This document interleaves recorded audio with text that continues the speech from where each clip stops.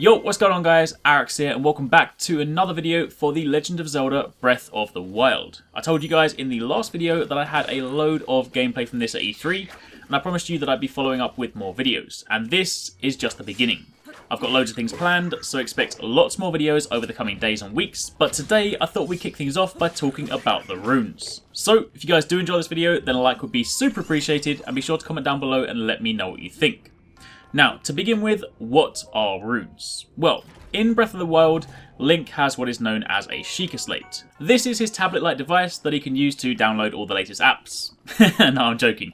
This slate basically allows him to look at his map, zoom in and mark enemies, among a wide variety of other things, but, relevant to this video, it also allows him to use runes. Located around the world are these shrines, and upon entering some of these, you'll gain access to new runes. I don't think all the shrines have runes, because there are over 100 of these shrines in the full game, and I think over 100 runes would be a little bit daunting, but either way, you get these runes, and they give you access to certain items or abilities, which are then used to solve puzzles, overcome obstacles, or even fight enemies.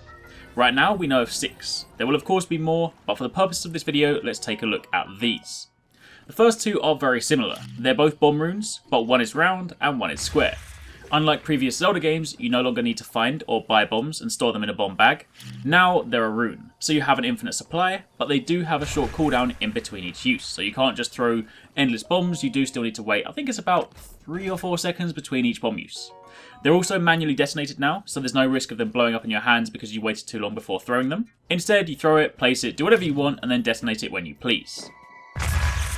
Then, next up you have the Magnus rune. This is a giant magnet that allows you to pick up metallic objects. When it's equipped, it'll highlight objects in yellow if you're able to pick them up or move them, which also makes it handy for, say, locating a metal plank that you otherwise wouldn't see at the bottom of a riverbed. The cool thing about the Magnus rune, however, is that when you move objects, they abide by the laws of physics. So for example, you can throw this rock if you swing it from left to right. Alternatively, if you pick up a block or a metal plate, you can also use it to smash enemies or kill them. But for the puzzle solvers out there, you could also use this to create platforms, open doors, etc.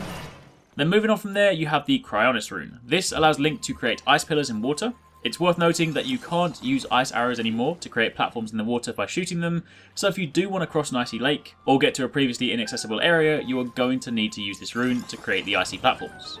They also appear to remain somewhat indefinitely, so they're also a little bit more reliable than ice arrow platforms from the past. And once again, these can also be used to solve puzzles, as well as providing you with some rather useful stepping stones. Moving on from there, you then have the Stasis Room. Now this one allows you to lock certain objects in time for a short period of time. So, as I'm sure you can imagine, if something is coming towards you, and it's an object that can be controlled by the stasis, then you can stop it to create a safe passage. However, stopping objects in time isn't its only function. See, while an object is stopped, if you have a heavy weapon, you can hit the object to build up momentum while it's frozen. And the second that time resumes for that object, the momentum you built up from impact is then unleashed on the object. So, in this situation here, for example, stopping the boulder alone wouldn't have done much, but stopping it and hitting it with the hammer gives the object the force needed to launch it upon exiting stasis. And something I didn't get to try out but I'm super interested to see is if there are any enemies that you can lock with stasis. Because if you can do that, imagine freezing an enemy and then hitting them with a hammer so that when they unfreeze they go flying. Kinda hilarious. Anyway, the last rune, and this one is a little bit different because it's not really something that you use personally yourself, and that is the amiibo option. At least, I think it's a rune, it's in the same menu as the runes, and it's kind of classified as one, so let's go with that for now. But with this active, you can then tap one of the 4 supported amiibo on the touchscreen, and they'll then grant you access to something cool in-game.